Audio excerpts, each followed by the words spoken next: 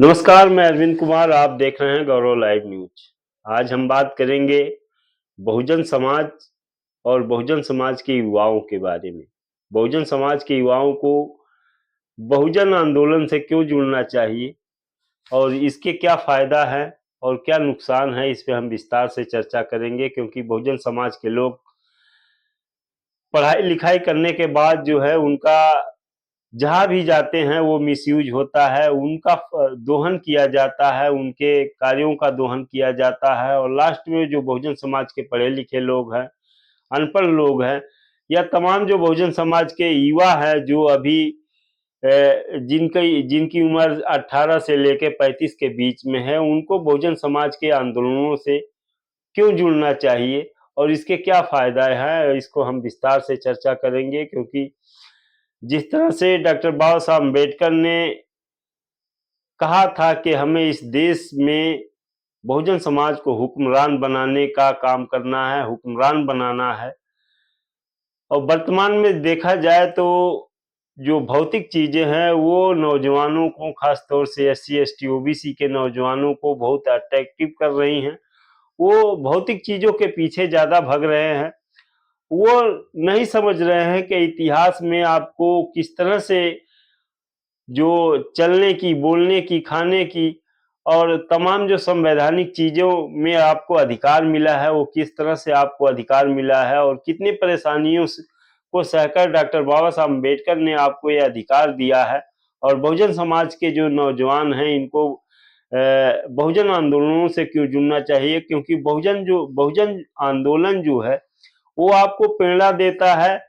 और जिस तरह से बहुजन समाज के तमाम महापुरुषों ने संघर्ष करके संघर्ष करके जो है बहुजन समाज को आगे बढ़ाने का काम किया है।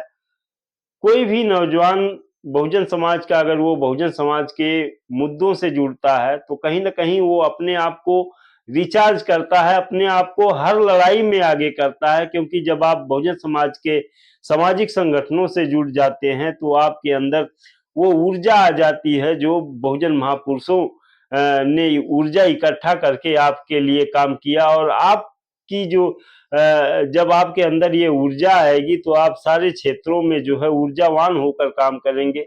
ज्यादातर शेड्यूल कास्ट, शेड्यूल ट्राइब के जो नौजवान हैं वो निराशाजनक उनके अंदर जो देखी जा सकती है काफी। क्योंकि वो जो शेड्यूल कास्ट, शेड्यूल ट्राइब और बहुजन समाज के जो ओबीसी के लोग हैं, उनके अंदर इसलिए जो है निराशा देखी जाती है क्योंकि जो अचल संपत्ति होती है इनके पास ना के बराबर होती है।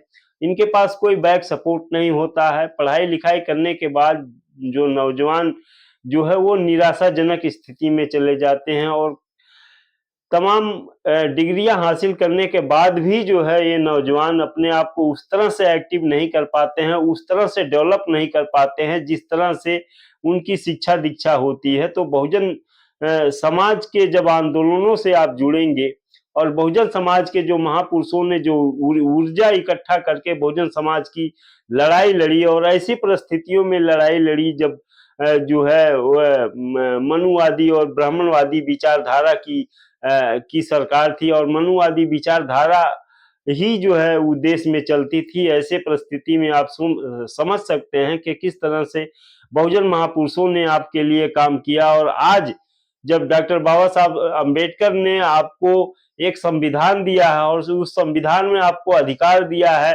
Freedom of speech, freedom of expression, तो आप जो है बहुजन समाज के लिए अगर आप काम करते हैं तो सोचिए आप खुद के लिए करते हैं, खुद को ऊर्जावान बनाते हैं।